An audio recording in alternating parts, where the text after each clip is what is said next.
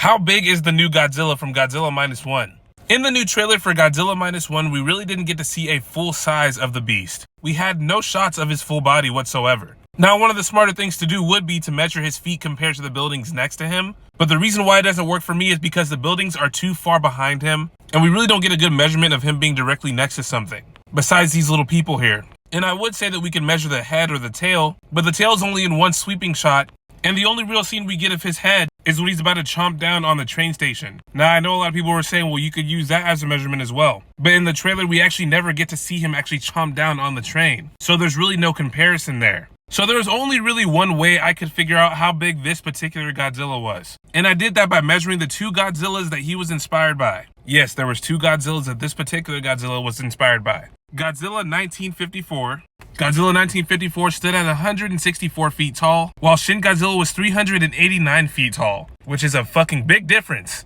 So my guesstimation on how big this Godzilla would be 200 feet tall or slightly taller. They're not necessarily going with size for this new Godzilla. It's more about the message behind it and really the fear and the horror aspect of this new Godzilla, which honestly I love. To be honest, I don't think I've ever been more excited for a Godzilla film from Toho specifically. So honestly, I can't wait. What do you guys think? Are you guys happy about this new Godzilla being a shorter size or maybe like a mid-size? Do you guys want him to be larger? Do you guys fuck with his design? Because I do. Are you guys excited that this movie is actually going to be released in America? Let me know, comment down below.